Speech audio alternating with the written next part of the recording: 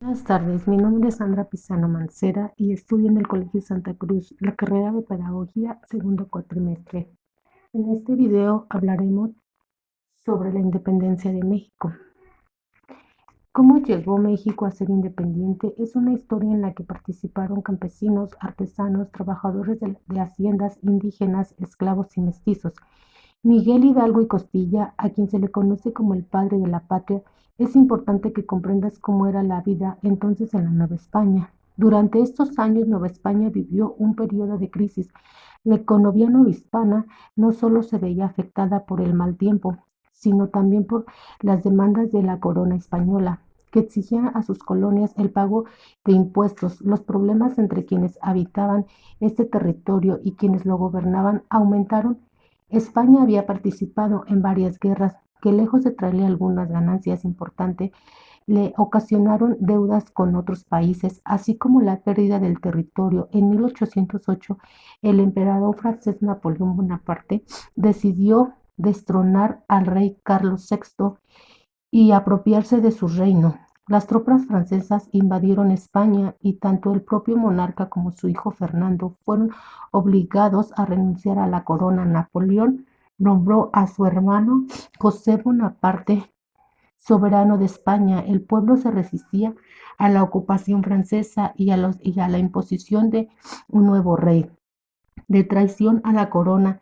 Esta situación provocó un mayor resentimiento entre los criollos y los motivó a continuar con sus ideas de autonomía e independencia. Los criollos se discutieron en juntas secretas o donde se cuestionaba el poder político y económico. En 1810, las autoridades virreinales descubrieron una conspiración de Santiago de Querétaro. En ella participaban el corregidor Miguel Domínguez y su esposa Josefa Ortiz, el cura Miguel Hidalgo y Costilla, y los oficiales Ignacio Allende y Juan Aldama, entre otros. Doña Josefa, el virrey de Nueva España, José de Iturbide,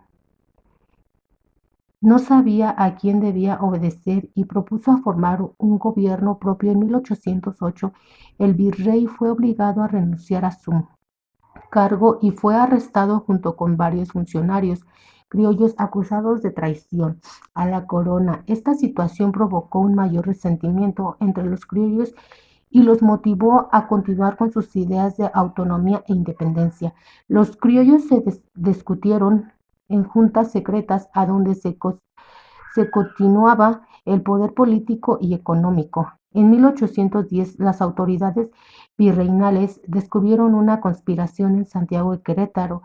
En ella participaban el corregidor Miguel Domínguez y su esposa Josefa Ortiz, el cura Miguel Hidalgo y Costilla y los oficiales Ignacio Allende y Juan Aldama, entre otros. Doña Josefa advirtió a los participantes que habían sido descubiertos.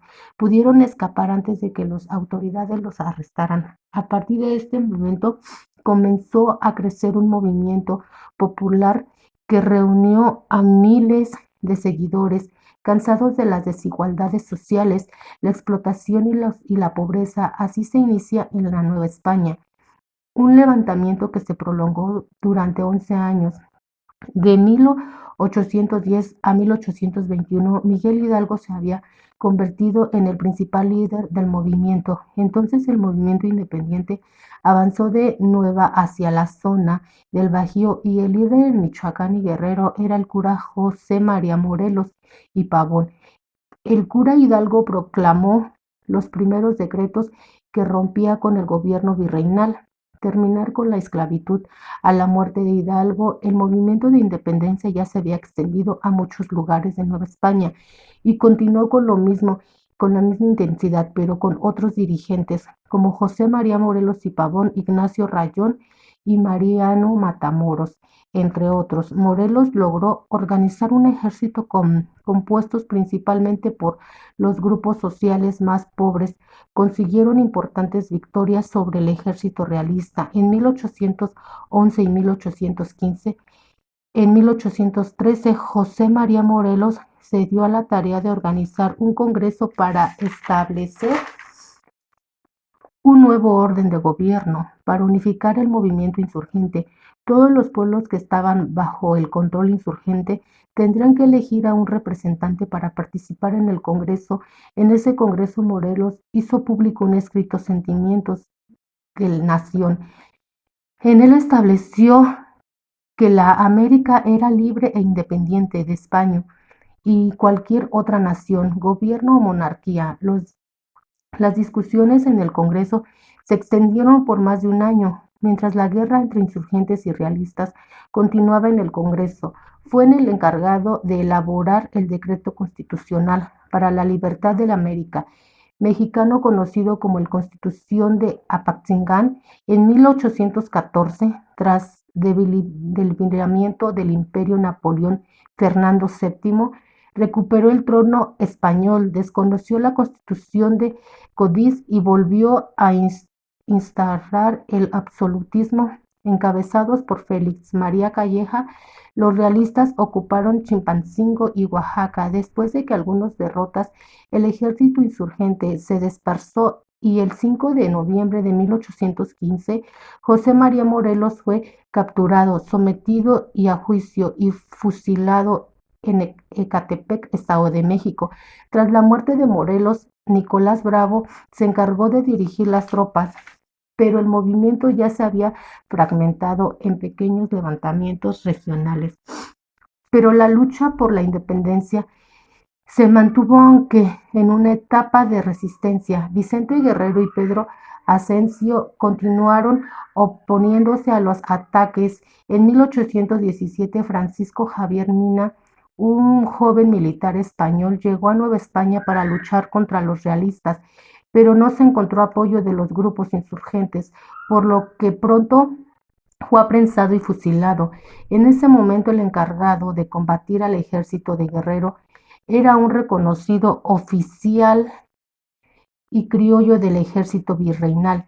Agustín Iturbide supo alcanzar diferentes intereses, modificar los vínculos políticos con España, pero cuidando que las separaciones de independencia garantizaran las relaciones mercantiles y los privilegios de la Iglesia.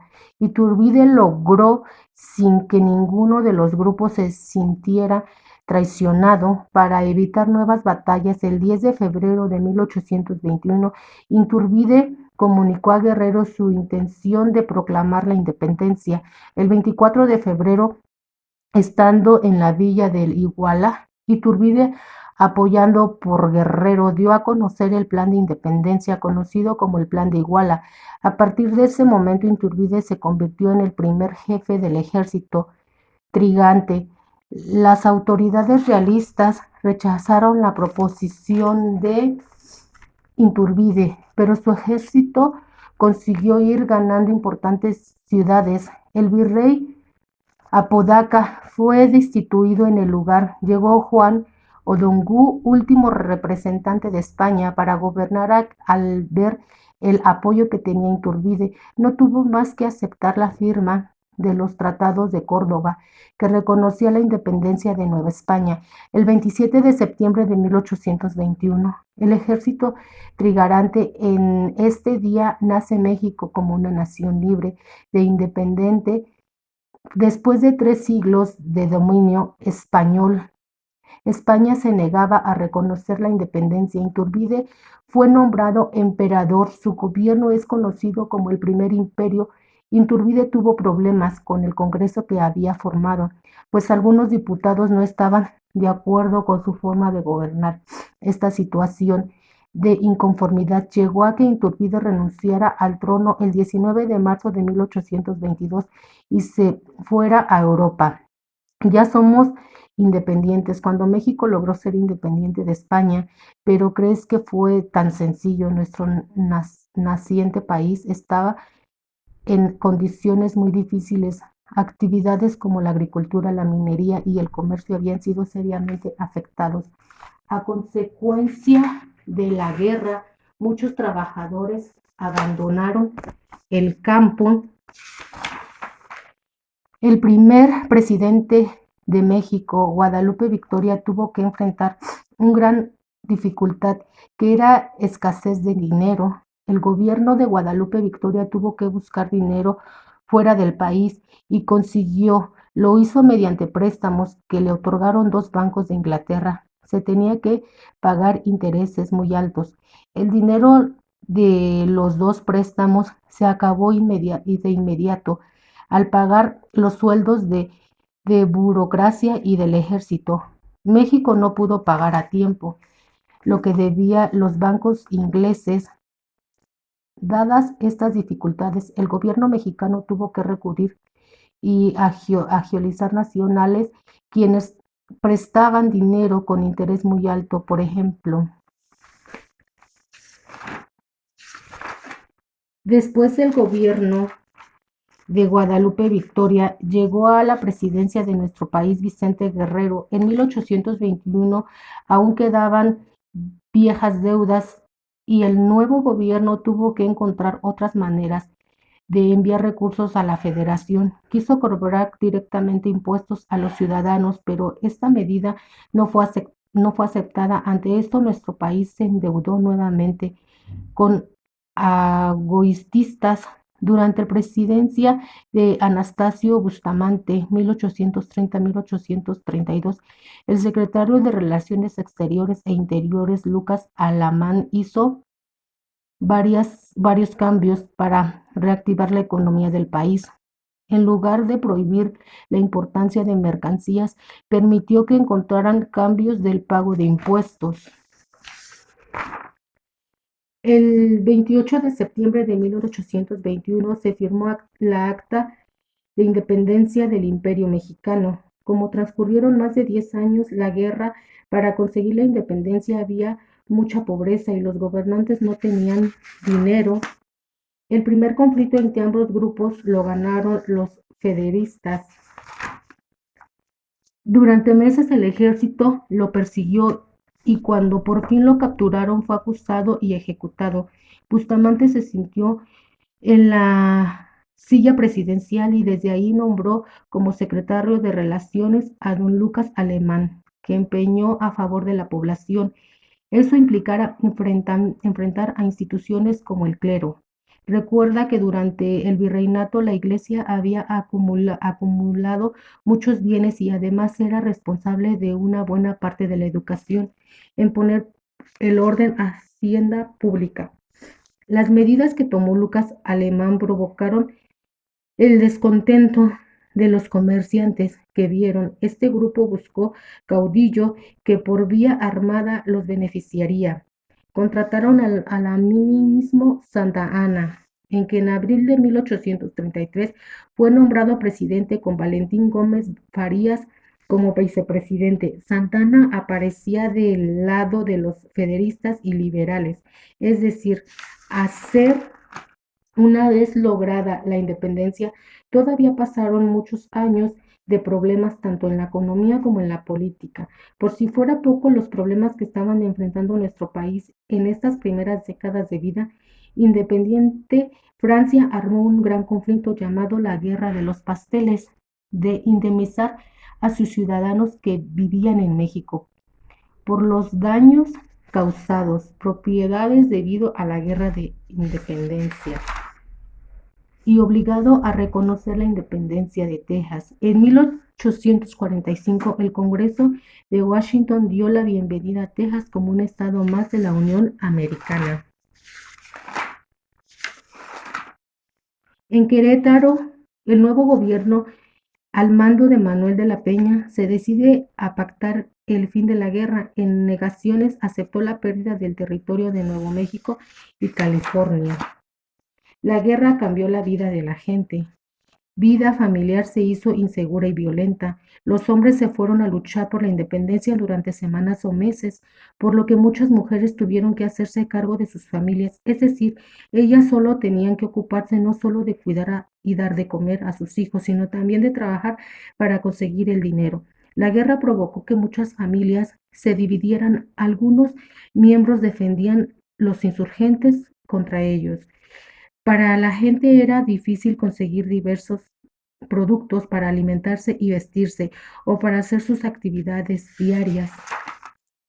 Los niños y los ancianos fueron los que más sufrieron. Las enfermedades como la peste y el hambre mataron a más personas que balas, pues no había suficiente comida ni hospitales para atender a tantos enfermos.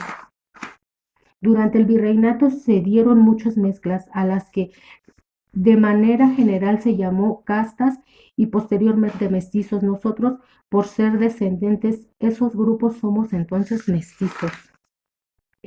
Fue en 1833 un extraño mal que se introdujo en México. La gente empezó a enfermarse de cólera.